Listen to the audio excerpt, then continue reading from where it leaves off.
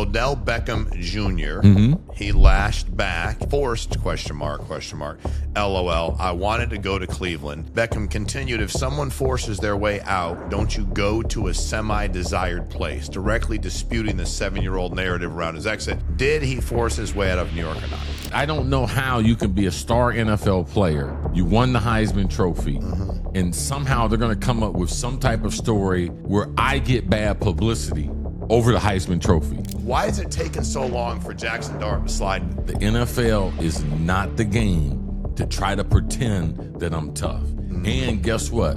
It's even smart sometimes to act like a coward. The greatest what if in NFL history. Player that had their career ended too early. Seeing his dream almost fulfilled but cut short. Who do you think out of all the rookie quarterbacks ends up having the best career? They're playing like the atomic bomb's going to get dropped next season. Cris, very impressed with you, but you have a blind spot about Debo. He's the best offensive athlete on the field wherever he plays, and it's not close. Okay. First of all, wait. Okay.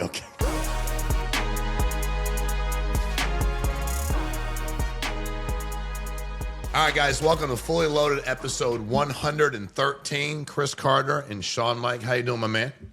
I'm doing pretty good.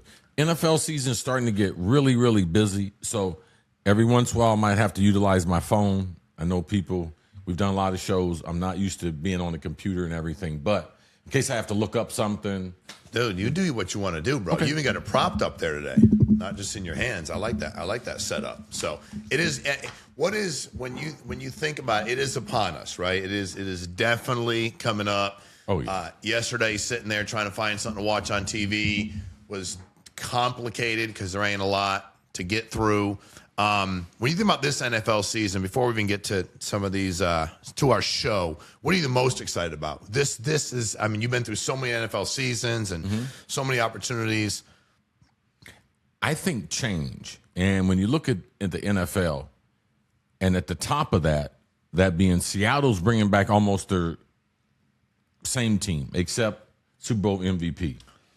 And the rest of the league is forever changing. Direct competition, same division, the Rams. Not only did they trade for Myles Garrett, but it looks like Aaron Donald's going to come out of retirement. So that type of change late in the season, early in the season, I believe will pay huge benefits late in the season.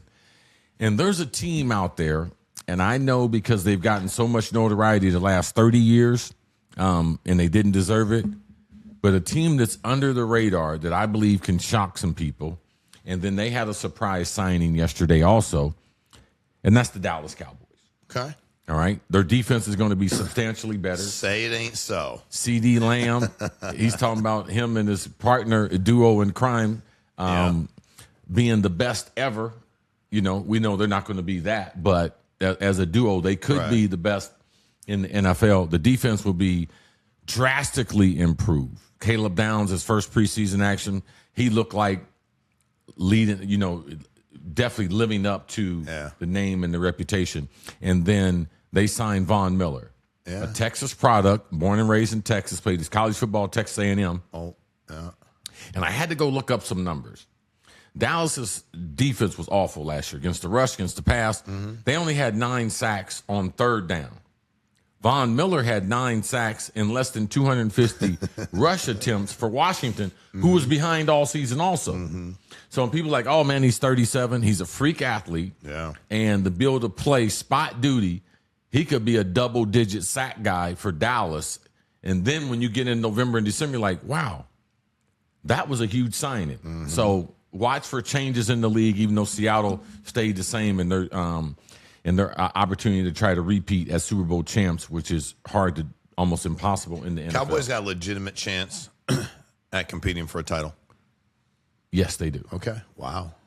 Yes, they do. The world would lose their minds. The Dallas Cowboys won again. I mean, legitimate. They have a lot of good football players. Okay. And their defense, they couldn't be any worse. I mean, last year that defense couldn't stop the Bad News Bears. Some of our audience might not know who the Bad News Bears is, but think about the worst team you could think about in any sport. They couldn't stop them. And their kids. Yeah, coached by Billy Bob Thornton. Yeah, Yes. by the drum. Okay, by yes, Billy Bob. yes. That's your team. Yes. That's your squad. All right, well, let's get to the debut class that we were in a preseason, and it looks like Ty Simpson the other day, Rams rookie quarterback, had one heck of a showing, 21 of 25, 190 yards, 2 touchdowns in his preseason debut against the Chiefs. No interceptions. Simpson's the first player with 190 passing yards and 2 touchdown passes in his preseason debut since Baker Mayfield in 2018. Saints first-round receiver Jordan Tyson has become a camp sensation by practicing without gloves to build his hamstring and by catching virtually everything thrown at him. So when you think about what you've seen so far of these rookies, what do you think has jumped off the paper for you where you're like, damn, I know it's preseason, I know it's early, but coming out of camp and preseason? Well, this is the thing. They are preseason games, but they are important. And they're even more important to play well. Because in this league, you get knocked off your pedestal and you lose your confidence. And when you lose your confidence, some of them never regain that back. So you have younger players playing in the NFL, getting positive reps. We saw Carson Beck week number 1, week number 0. The Hall of Fame game. Didn't play in game number 2, but those are positive reps. When you see Simpson there, what he did in Sean McVay's offense with the Rams, a lot of that is how the Rams operate, and it makes that pick make sense for their future. They don't have to rush it. Matthew Stafford has at least 1 season left in him, but they have their replacement.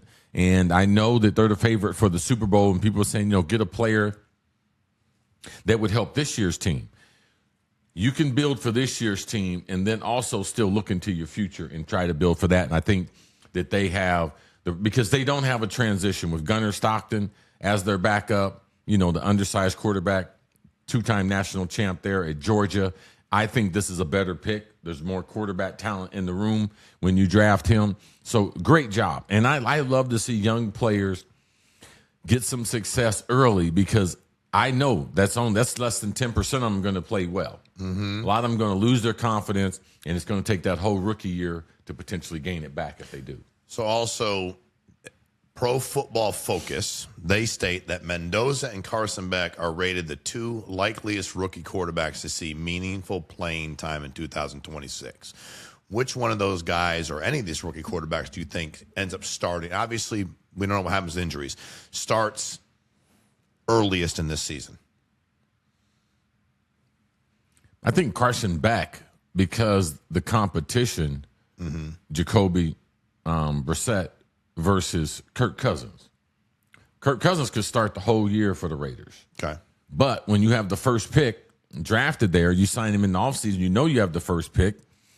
He's just a place mark just for him until Mendoza is ready. Mendoza did look good, but I think because of the situation there in Arizona, I wouldn't be in a rush with Mendoza because of Kirk Cousins and what he's going to learn behind Kirk. But so do you think he'll start for the Raiders at any point in time this year? If he definitely will start this year. Okay.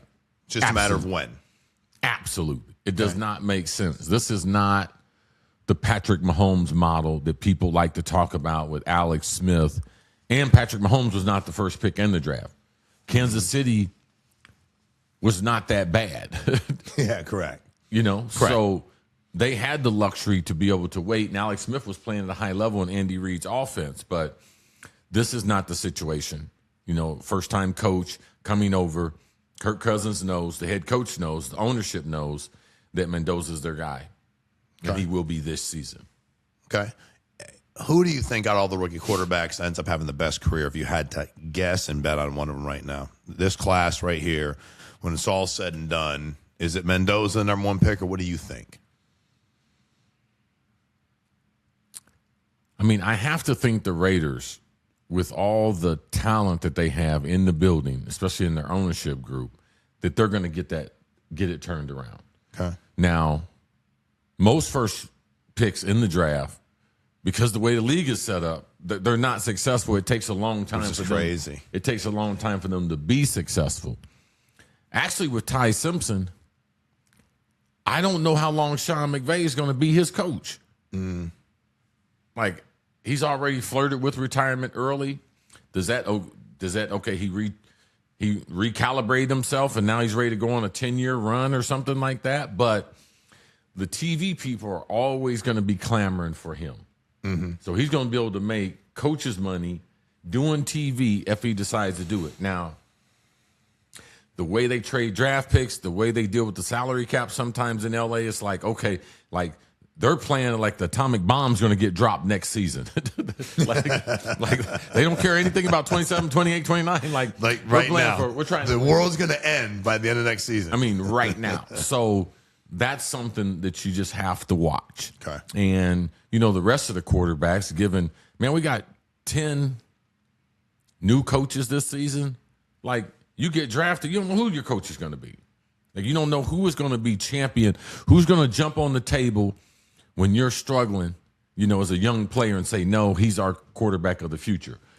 We don't know that. But I do like the Rams, how they support their good players. And Sean McVay, if I had to say right now, Mendoza and then Sean McVay, what he's going to do with Ty Simpson there with the Rams. Okay. All right, guys. So we have a ton of merchandise you don't want to miss out on. Hats and shirts and vests and everything you can imagine. We love these hats. Chris loves a hat. That looks good on you, bro. I need a bucket. I got all this hair. Hey, can we get a bucket? We're gonna add We're gonna add bucket. I need a bucket hat too. Anyway to wear. I got the golf shirt. I got the hoodie. You got the golf shirt. Look at that. You got the hoodie. Got the mug. Hey, you want to look like Chris Carter. You want to have some of that stuff. It don't fit everybody exactly the same, but we got in there. Click the link in the bio. Grab merchandise from Fully Loaded. You're gonna love it. And if this fits my head and Sean's head, it will definitely fit your head. There is zero chance your head's bigger than ours. So if this fits us, it'll fit you. Let's go. Click on the link.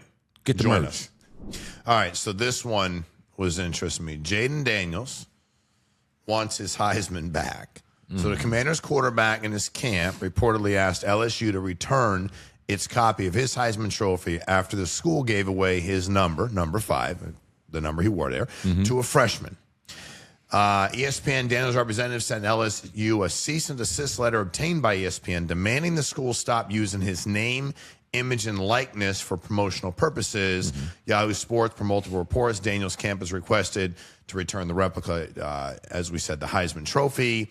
LSU reportedly has no intention, according to Yahoo Sports, of honoring in one LSU side outlet disputes the ask was ever even made. Is this like, and I've gotten 18 million cease and desist from people. When you're in business, everybody wants to send them to you all the time. And I always tell people when they sue you, that's a problem. When they send you a cease and desist, they may not want to do anything with you. Who knows?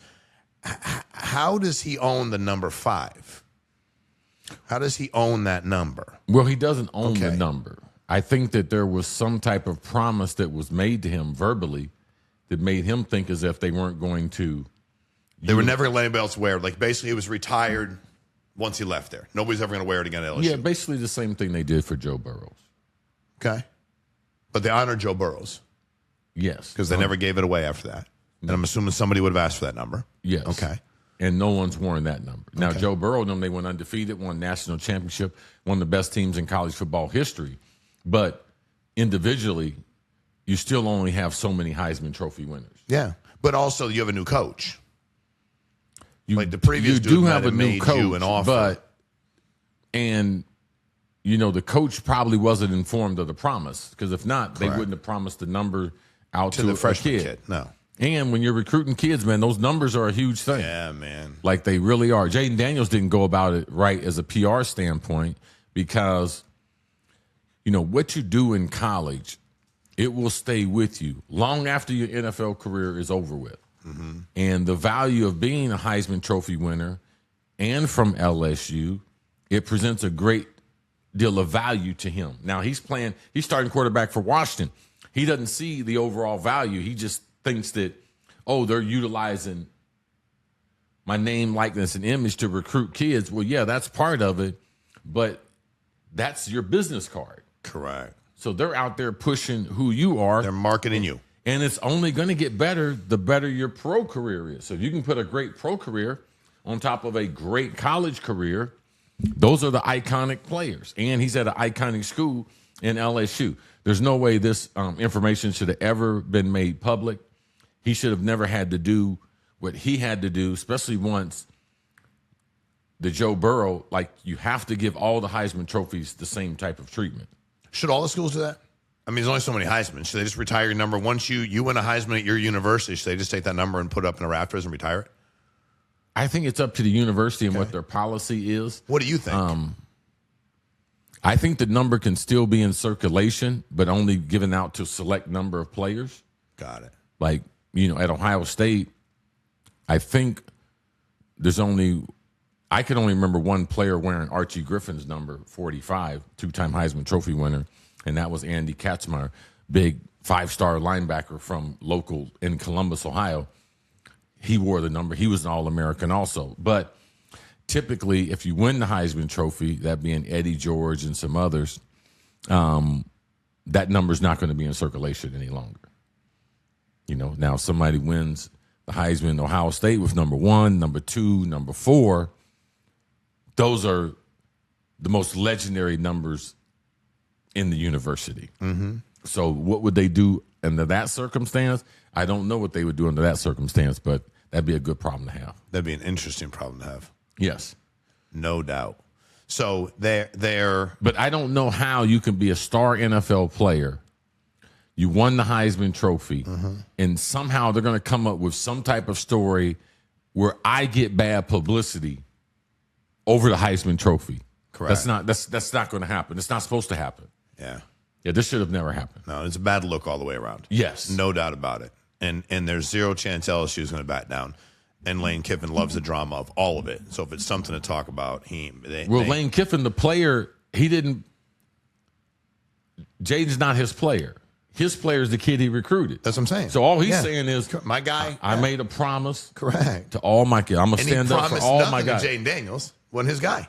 No, but I believe we can both coexist. And correct. Guess what? After this kid's career, we can approach the situation again. We can do it differently. Yes. And not promise 5 to anybody in the future. And eventually retire your Problem jersey. solved. Nobody else wears it. Exactly. So, all right, Jackson Dart, this is the headline. Jackson Dart finally slid. ESPN says Giants quarterback Jackson Dart was evaluated for concussion 5 times during his rookie season. And he was diagnosed with 1, largely because of his refusal to get down at the end of runs. When Dart slid feet first on a 3rd down run this past month, his first slide in 11 camp practices, per Jordan Renan, defensive captain Brian Burns said the team had been begging him to do that for a while. Head coach John, according to Bleacher Report, head coach John Harbaugh applauded the slide from the sideline, saying, "I did. I actually clapped. I applauded." Nobody wants to see him go to the tent all the time, but why is it taking so long for Jackson Dart to decide that I have a lot of money at stake, I have my life at stake, concussion protocol is a real deal? Why is it taking so damn long for him to slide like he's sliding into second base? Well, for one, it's their first time being a franchise quarterback. And it's different than being the biggest man on campus, the big man on campus, and being a franchise quarterback. Totally different. Yeah. Like, you might look at it the same, but it's not. Night and day. And the business of it, and guess what? The business of your teammates is really being held in your hand, because there's no great backups. And, like, who's the best backup that we have in the NFL? I don't know. Kirk Cousins? Tua? Not Tua. I'm 100% sure it's not Tua. Okay, I don't know anything. It's not Tua. Right. I mean, like. But yeah, it's slim pickings. There ain't many dudes to pick from. No. So, in the process of doing that, like, you got to stay healthy. And guess what? Everyone on the 53-man roster, we're all doing what's in the best interest of the club. And we expect you to be the same. We expect you not to be a prima donna. You are not bigger and faster than these guys. You might have ran in the SEC, but this is not the SEC. Correct. I know you guys brag about it, but he's having a tough adjustment, which a lot of younger players do, because they have to play a different style. So then not only is the game faster, the game speeds up for them. And it makes their brain operate and make bad decisions. So for him, he's like, I'm going to be a tough guy. I'm going to keep, and that's why he was in the tent. And it wasn't his fault this weekend. He ended up in the tent. Running back against the Vikings, they had a blitz on, missed the blitz pickup, and he got nailed. Right. Now, him and the Giants were complaining after the game with, why he ends up in the tent, but he shouldn't have laid on the field. Correct. Like, you know your reputation. Like, if you get hit hard, the harder you get hit, it's important to bounce up. Mm-hmm. Not only for the people you got care about in the stands who are worried about you, but for the opposition. Like, we watch guys on tape when they get hit, how they get up, how slow they get up. Or, man, that's when a guy got injured. You can see how he was moving. So typically you try to jump up. He laid down for a little bit, and he got smacked. He got smacked pretty good. Correct. Now, he didn't get a concussion, but I could see why they would phone it in and make him sit out a play or two, go into the tent. He got cleared, came back through a touchdown pass. So, you know, to me, he made a bigger deal of it after the game than he should have, but he should know his own reputation and know that he's been down a few times. The referees know that, and the medical staff, when they see it, they're gonna phone it in to check that player if it's Dart or anybody else. Any other quarterback who got hit like that, they would have checked him also. Correct. And you know the protocol. It's not like you know what's going to happen. You know you can end up being out. You might know it, but sometimes young players don't accept it. They have this imagery of trying to be tough. Oh, I'm going to be there. Like, no. The NFL is not the game to try to pretend that I'm tough. And guess what? It's even smart sometimes to act like a coward. I did it all the time. I catch the ball in traffic. 1, 2, 3 guys. I'm slide. I get down on the ground. Do guys say all kind of outrageous things to you on your way down? Absolutely. Yeah. But my job is to live to fight another But also, day. what good comes out of it? You could lose the ball. They got bad intentions. There's 3 dudes with bad intentions. They got bad intentions. The first guy's tackling you. Correct. The next guy is trying to knock the ball. Correct. And the third guy, he's hitting everything. He's hitting his teammates. He's hitting you. He's trying to rip your head off. So that's right. That's what's happening on a regular basis. So correct. The sooner you accept that, because you can still be a dude and slide. Patrick Mahomes, dude, slide. No. Tom Brady, dude, slide all the time. Peyton Manning, a dude, sliding. And also, how many games you sit out in the NFL from injury? Oh, they don't miss many. That's what I'm saying. Like how many did you miss? I missed 4 games with the right clavicle. Okay. Doctor's orders. And then I basically lacerated my kidney. My kidney was working 20%, and I missed another 8 games. That was the Dolphins. I was Everything counts. The Dolphins, I wouldn't be the first guy to end their career, okay, with the Dolphins. So out of 250 possible games, I played like 240. Okay. But again, I just 234. I don't know. I just don't understand. Like, I get it, but all right, you brought up this even on here, but I got to ask now. SEC and forever for me, I'm like that was the best college conference in football. I don't care about you talk about 10 years ago, 8 years ago. That was just it was hard to argue. Who's the best this year coming into this college football season? What is the best conference of college football? Top to bottom. Well, I don't know how good the middle of the Big Ten is going to be. Okay. Like, I don't know how good Iowa's going to be. Okay. I don't know how good Penn State's going to be. Okay. Like, I don't know how good USC's going to be. I don't know how good Washington's going to be. Like, those are all schools that are capable of winning 9 or 10 games in a year. Okay. So I think that's going to be the determining factor because at the top of the Big Ten, I mean, they're stacked. And top of the Big Ten is better than top of anybody else in any of the conference in the country. Well, top 4 teams. Ohio State, Oregon, Indiana. Yep. And I don't know who the 4th team is, but it could be Michigan. And those top 3 teams, they could all be ranked number 1 in any poll. And they got numbers. They got experienced quarterbacks. And Ohio State and Indiana have a defensive front and a defense. Their defenses both will be in the top 5 in the country. I don't know. Oregon hasn't matched up well against Ohio State and Indiana the last 2 years. Ohio State's got a brutal schedule. They're at Indiana, they're at USC, they're at Texas, and then they got Michigan and Oregon at home. So they got at least 5 primetime games, that they have to worry about. But the top of the Big Ten, but they're top 3. Top 3: Oregon, Ohio State, and Indiana, and any one of those teams could be ranked number 1. But those top 3 are better than top 3 in any other conference in the country. Well, I would say the top three in SEC in would the be who? SEC would be Georgia, Yeah. Texas, and the third team, like it could bounce around. Is that going to be Ole Miss? Is that going to be Oklahoma? Oklahoma got a good team coming back this year. Is it going to be a surprise team? Where's Alabama? How about LSU? Ranked?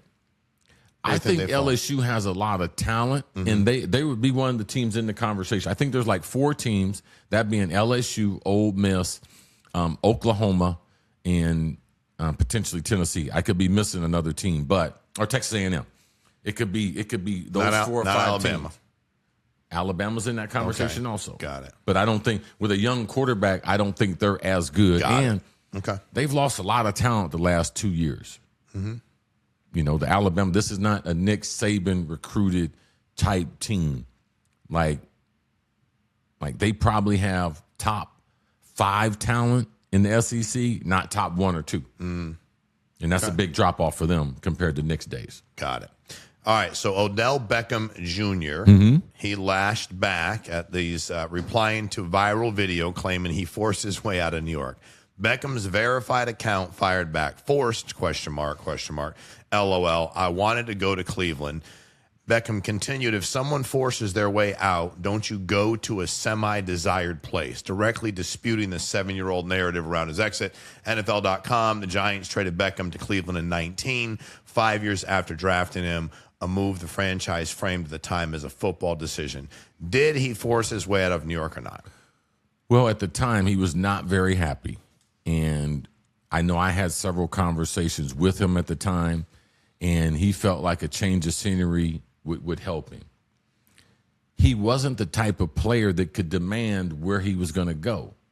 So he didn't have a choice of where he ended up. So trying to have the narrative, if I wanted to get out of New York, why would I go to Cleveland?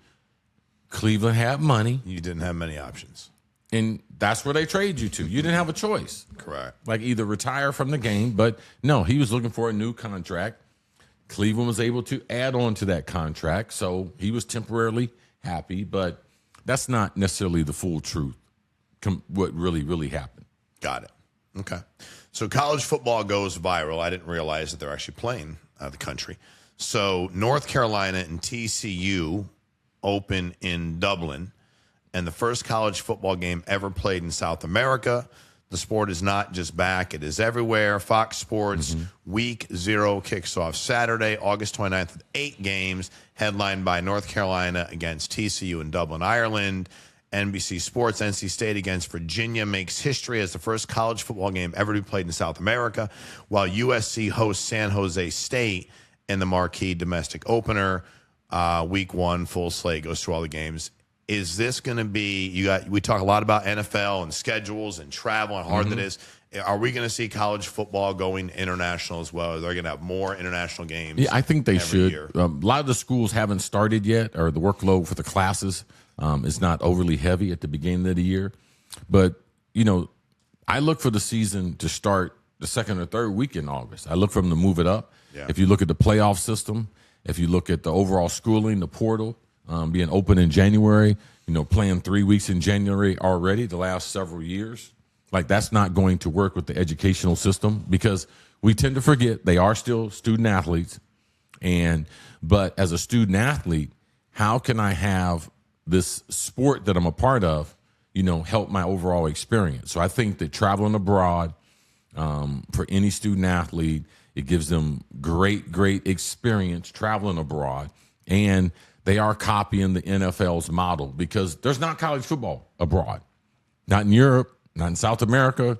There's no college football. So it's about TV sets, exposing people to the game of football. Yeah. And our best brands of football are college and pro. So I look for more institutions to embrace this, especially early in the season when the workload for the kids and the travel schedule is a little bit lighter. Okay. So we had a lot of people in the comments the last couple of weeks. Instead of reading all those comments, their question was, they want to know the greatest what if in NFL history? Like player that had their career ended too early. Bo Jackson. For injury. Okay, That's easy. Okay. Okay, sorry. Okay, that's okay. I was gonna. You can jump it if you want. Let's go then. Since Bo Jackson is so easy, let's do number 2. So we have Sterling Sharp, 5 Pro Bowls, 7-year, led NFL in receptions 3 times, never played again after neck injury, ended his career at age 29. Finally enshrined in the Canton with a class Is this of in 25. sports or just NFL? Just NFL. Just 'Cause I had NFL. a Gale killer Sayers named the NFL's 100th anniversary team despite knee injuries, limited to essentially 5 healthy seasons. But why don't you give us the other one? Who's the other one? Even other sport. You said you had another one. If it wasn't NFL, NBA. who? Limb Bias. Yeah. University of Maryland.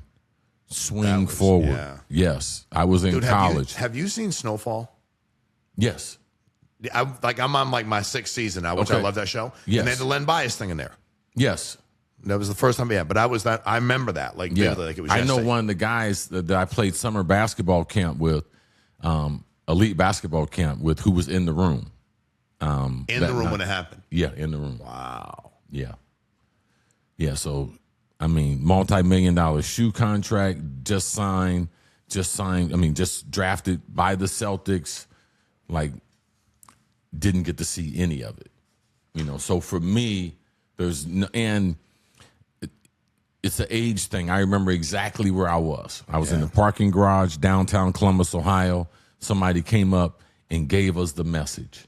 And I knew Lynn because I went to summer basketball camp, and I knew what kind of player he was. And he was that unbelievably, obnoxiously fucking good. Like, he was a version of, like, Dominique Wilkins. Damn.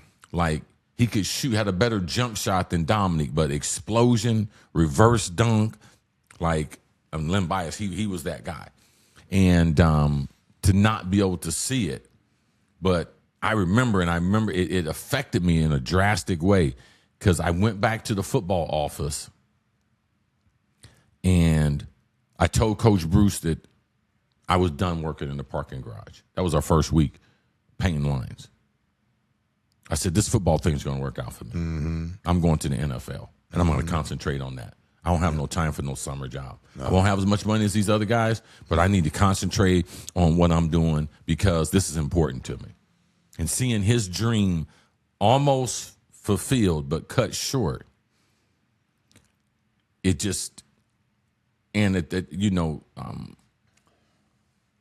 sometimes you're so close to something and you can envision yourself in those circumstances. 100%. Yeah, you walked that same, path he was on. Yeah, so it was, I remember that, man. I remember that. That was Limb Bias, man. Man, we did not get a chance to get to see that. And unfortunate.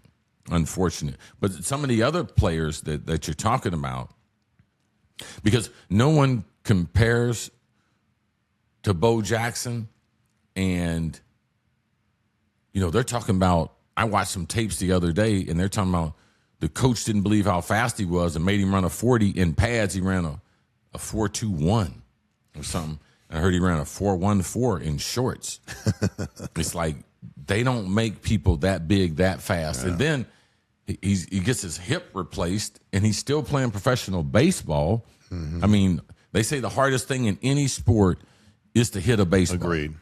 And the transfer from a running back with the Raiders to Kansas City, that switch there, and phenomenal.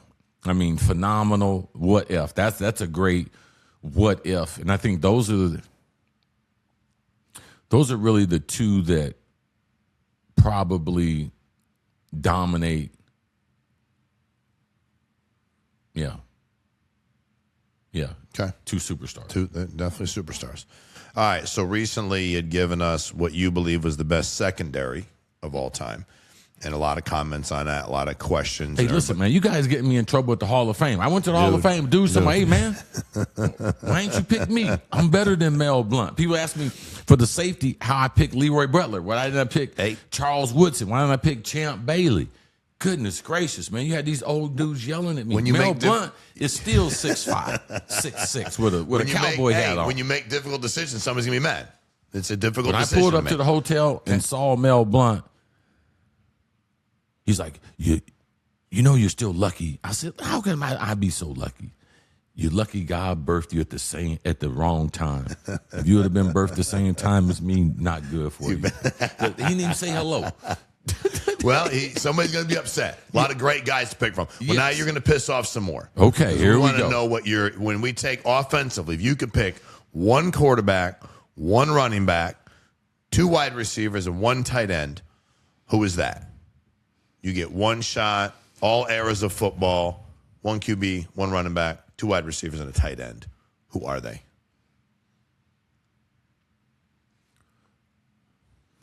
Okay, I'm gonna my running backs. I'm gonna go with Jim Brown and Emmitt Smith. Okay, you got to pick one.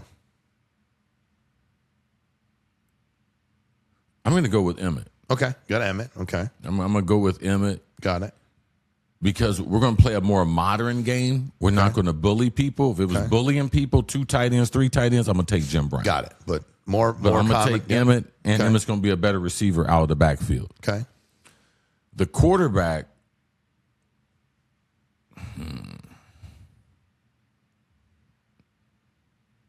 Brady's not in the Hall of Fame yet, right? No, he's not. Brady's not. No, he's not in the Hall of Fame yet. Yeah. So They don't have to be a Hall of him. Famer. For this, they don't have to be a Hall of Famer. I have to take Tom Brady. Okay. Joe Montana's close, but I have to take Tom Brady. Okay. He's too accomplished. And, you know, what he did the last 10 years as a passer is so impressive. And so impressive to a guy that genetically he does not have that type of arm, but he built it into something, built this game where he can throw the ball anywhere on the field. If I have one, I have 1 quarterback. Okay, I'm taking Brady. I got Emmitt. I have 1 tight end. I'm taking Gronk. Okay. One of the wide receivers, I'm going to take Jerry Rice and Randy Moss Okay. as the 2 wide receivers. That's a tough squad. That's a tough matchup for anybody. Yeah, Jerry's going to route them up, and Moss, straight cash homie. Whatever you need me to do, coach. I'm a team player at this stage. Thanks for selecting me. Yeah, throw the ball up. But I like to Throw the ball I like up. to operate Above everybody else. Yeah. Above everybody else. All right, well, this is a good segue to the next question. Randall Cunningham. So Randall Cunningham led the NFL in passer rating in 1998 while quarterbacking the 15-1 Vikings, obviously throwing to you and rookie Randy Moss.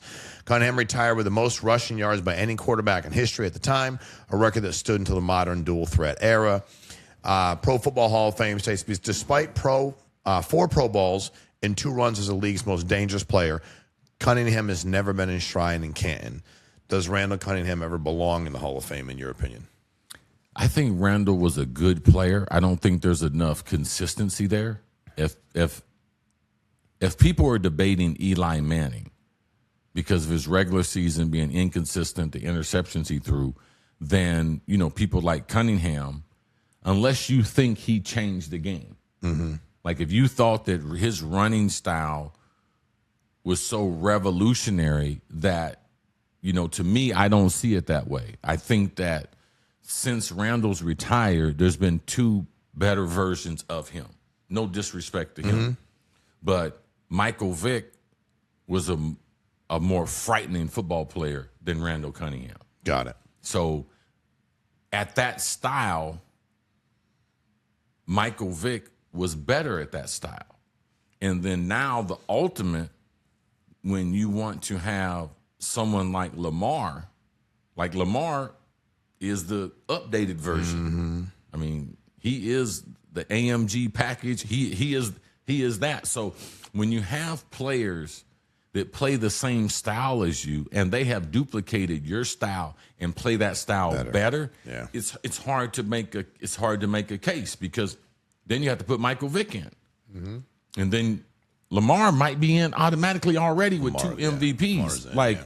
So when you look at a player, especially a player from the past, if you can pull out someone that played like them, and if they happen to play better, it helps you be able to make up your mind and or eliminate that player from the conversation. But a good player, inconsistent, and I think he probably played 16 years in the league. If you only make 4 Pro Bowls and you play 16 years in the league, then what were you doing the other 12 years? Correct. So there should be a better ratio on your Pro Bowls to your years played. Like for me, I didn't make the Pro Bowl my first 6 years in the NFL. Okay. And then I made 8 in a row. I had to catch up. Got it. And if I'd only made 4, I wouldn't be in the Hall of Fame. If I had made 6, I wouldn't be in the Hall of Fame either. Okay. Well, you talk about being the best player in your era or one of the best players. Like, I hear you. For the Hall of Fame guy. Like, Yes. was he the best player in his era? No. There's only so many in the Hall of Fame. That's my point. Yeah. Yes. But when you say that, it makes sense. I'm like, shit, was that guy? Oh, no, he wasn't. Okay, got it. There's only so many guys who made the Hall of Fame. You can make some stops here, have some good games, have a couple seasons, but no, not Canton. You should be somewhere, but not Canton. Yeah, correct. There's good and great, as you say. All right, so the most lopsided trades in NFL history. All right, so obviously there's then 89 Herschel Walker trade handed Dallas mountain of picks that became the core of the 90s Cowboy dynasty, including Emmitt Smith. In 2007, according to Pro Football Hall of Fame, the Patriots acquired Randy Moss from the Raiders for a 4th-round pick, and he responded with an NFL record 23 touchdown catches in a single season. Stephon Diggs sent him to Buffalo to become Josh Allen's #1 receiver, while Minnesota used the 1st-round pick it received on Justin Jefferson. Yes. That worked out pretty well for him. And I saw the other day, I was looking at how many quarterbacks have thrown Justin Jefferson the ball since he's been in the NFL. And I was like, we're even talking about him being elite with a lot of these other dudes that you don't even like, who's that? Who's that? Yeah, it's who's not that? Joe Burrow. It ain't Joe Burrow. No, but it's not Matthew Stafford. Who do you think are some of the most, obviously the Herschel Walker one, but some of the most lopsided trades in NFL history? And if there's one that we didn't even mention.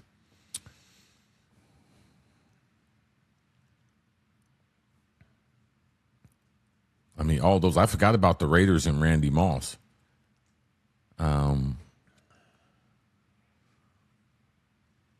The trades are. I'm drawing a blank on something, especially the Herschel Walker. That's what really helped save my career. Yeah, because the Vikings didn't have any draft picks forever. Yeah, so the players they end up acquiring, whoever you had, they were stuck with them. There was your depth chart right here. Yes, look around. Absolutely. It's like, hey man, they can't get rid of all of them. They got to keep somebody. They got to throw the ball to somebody. So I mean, it took Minnesota so long to recover from that, and people make bad trades. I think the worst trades are when they trade up in the draft and try to draft a player and they reach for a player. Yeah. Like on draft day, those are the catastrophic misses. And, they're not trades, but making players top 10 players, and drafting guys off of workouts. Guy runs a good 40, has a good vertical, but his tape's not great. Then they end up drafting him. I think those are more catastrophic than the trades that we've seen. Typically, the general managers in the NFL are pretty smart. You got a couple of them that are a little aloof, but typically pretty smart. Correct. Okay. All right. So this is as of August 13th, the valuation of every NFL franchise. Here's the 32nd team, Bengals, is still valued at $7.4 billion. And the top 5 are the Jets at 10.35, Pats 10.4, Giants 12, Rams 12.7, and again, it seems like the Cowboys at 15.5 billion. How crazy is this going to get over the next 5-10 years? Is there anybody? I don't know if you've seen this entire list. Like, I thought the Broncos were going to be higher. They're at 9.1 billion. Where are your Vikings at? Where's Minnesota at? Oh, 23rd, 8.2 billion. But what are your thoughts on just overall valuations? And you say the general managers are pretty smart, and I'm sure they get a lot of it right. But again, I'm trying to find. Somebody said to me the other day, you're in a lot of businesses. I'm like, I've acquired a lot of companies. I've sold a lot of companies. They said, what are you looking for next? I said, one of them revenue sharing deals like the NFL got, where it doesn't matter what I do and I still get paid. We all got any of those? They're like, no, just like in pro sports. I'm like, anybody got anything where no matter how much I fuck it up, we still get paid? Like, just get a big deal so we all get in. Doesn't matter if you guys are great. But when you see these valuations, what do you like? What pops off? Is it the Cowboys still being at 15.5? Well, for one, the last 2 years, the fundamental change with the NFL is they're taking outside money. They're taking money from the street for the first time. Fractional ownership. So now, as a group, if you got $500 million, you got $1 billion, you can go buy a portion of one of these teams that you could never get before. Correct. And the cachet of owning that percentage of that team and what it does for your other businesses and how you're able to leverage that. So the game has changed because they were taking no Wall Street money. They were taking no outside money before, just individuals, independently wealthy individuals. So that changed the game. Another thing that changed the game was that there's recent news that the LA Lakers have sold again within a year. So somebody flipped them for $2 billion. Correct. So less than a year ago, purchased the Lakers $10 billion, flipped them for 12.4. Not a bad program. Not a bad flip. Like, these things were legendary, in my family but sometimes the people don't have a succession plan. Right. And with taxation, like, you're going to see other people. Jerry Jones having a conversation with Mark Cuban about Mark Cuban buying a piece of the Cowboys. Why wouldn't he sell them 10%? Correct. Like, why wouldn't he? He's going to get what, $1.5 billion for 10%? Correct. And guess what? Guess how many of your comments are going to reach the executive office? None. Zero. You're a 10% minority owner. Yes. You ain't going to bother control, nobody. You have no decision-making ability. You're going to be able to come to a couple games. I might even take you on a road trip and take you to Philly and let some people throw shit at you. But you will have no say in how I do things here. No. Period. No. $1.5 billion in duck mouth. Don't. Correct.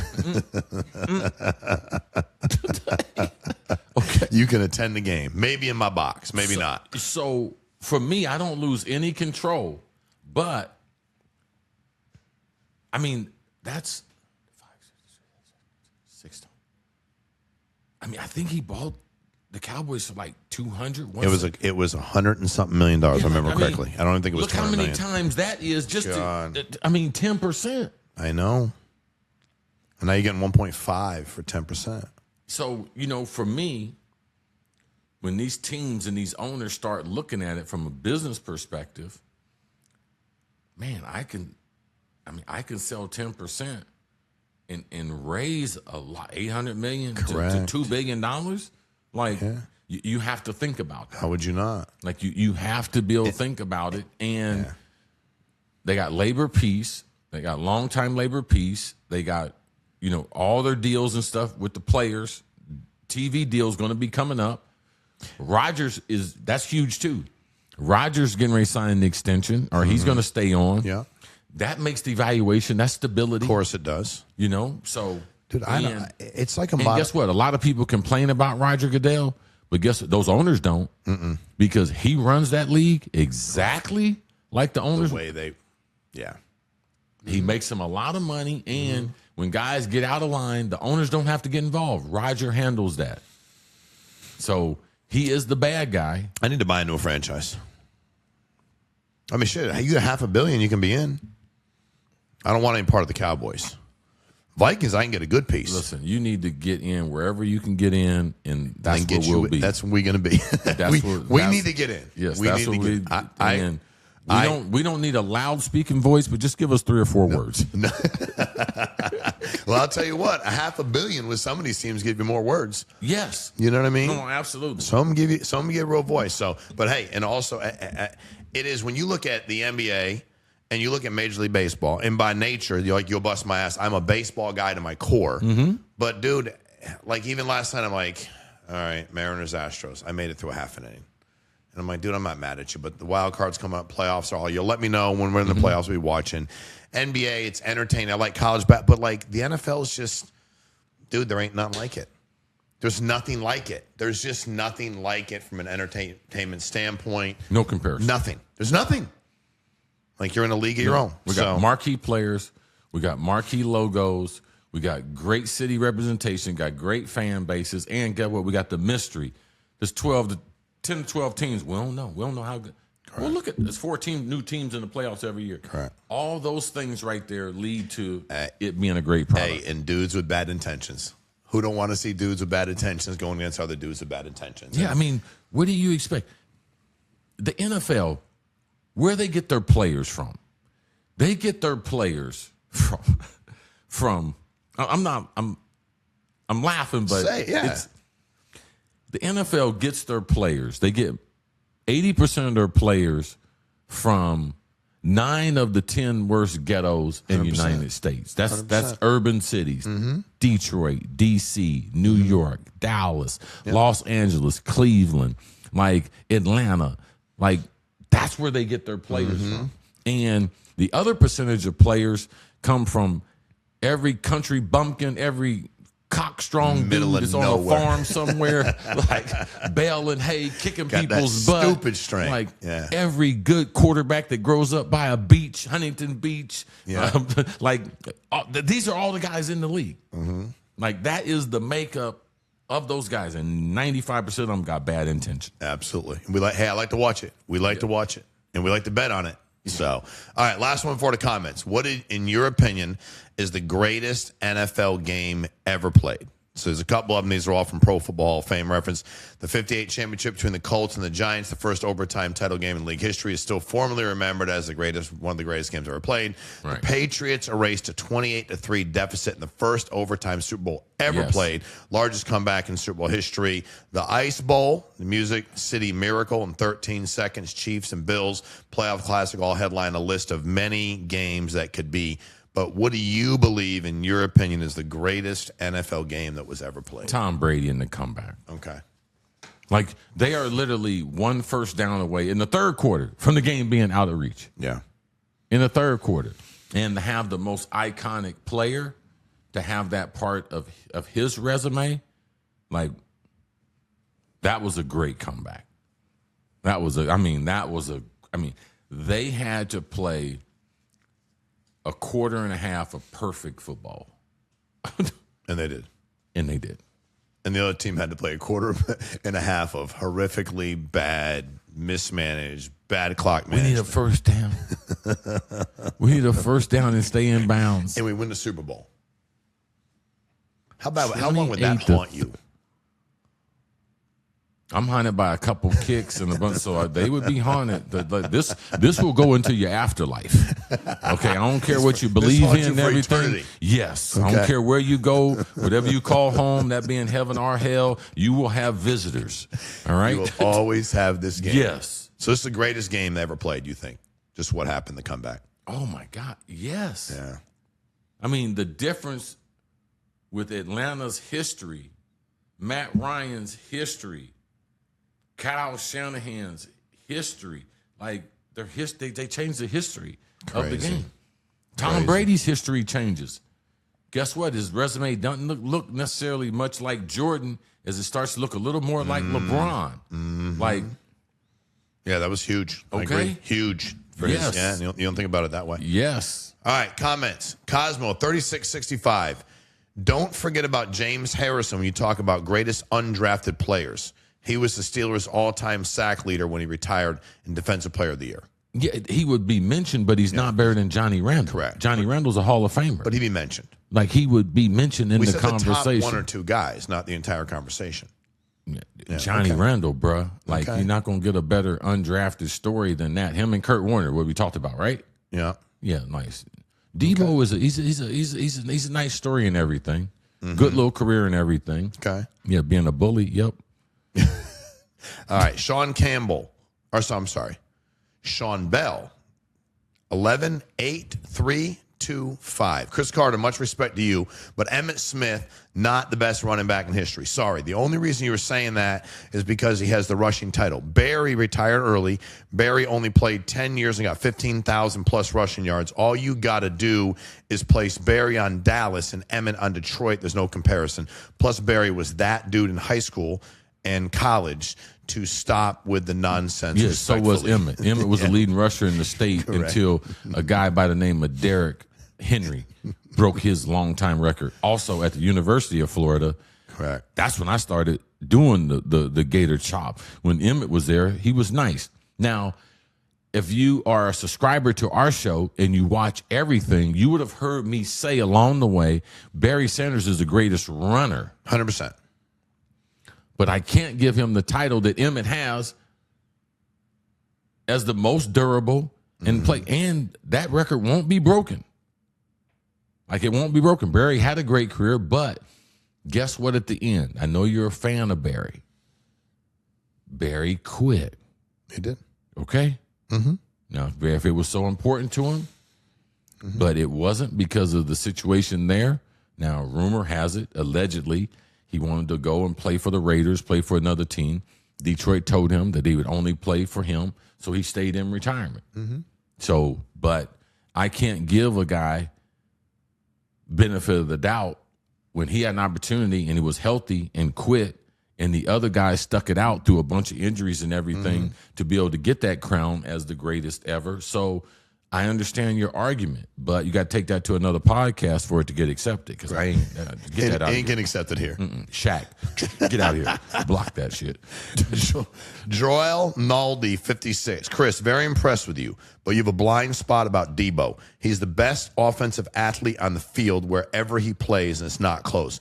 Gadget player isn't accurate. He's so gifted is why he can play anywhere, and Kyle is smart enough to use him, however, to attack a defense. Okay.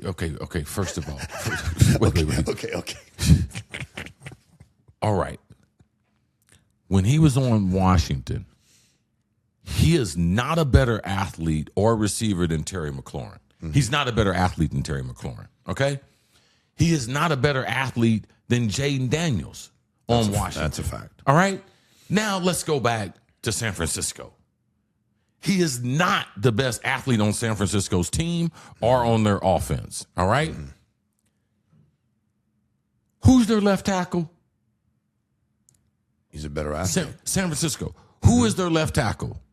The meanest dude in the damn league, all right? He's not a better athlete than him. He's not a better athlete than the tailback. Yeah, McCaffrey, a better athlete. Okay? And guess what? He's not a better athlete than Mike Evans now. That Mike Evans is there. So stop talking to me, man, about football. This is something I do know. If you're talking about repairing cars, space shuttle, something like that, I would be taking your advice. But not here. And guess what? Every human being has blind spots. Race, religion, all kinds of blind spots. I don't have a blind spot with the league because I'm not representing something. So I'm looking at all the information now. Can I forget a name or something like that? We're making a list. Absolutely. But he's overrated, all right, in my book.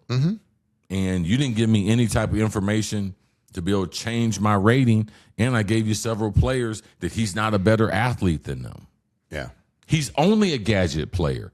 You can't line him up in the slot and say, okay, I want you to run a 14-yard dig, cross the middle, and get open. Like, we're going to block it up, and we're going to rely on you to get it. He's never been that player. Never was that player in college.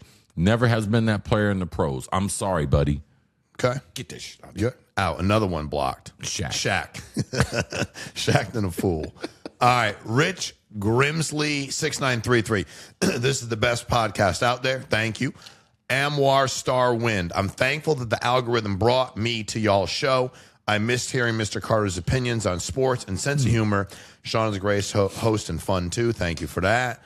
Larry Horse. CC, you're awesome. No ego, no hate. Very honest insight from a Hall of Famer. Great stuff. No, I do have an ego. That is. But I try not to let it doesn't overwhelm dominate the show. But every once in a while, you will hear me. I blame it on my ego.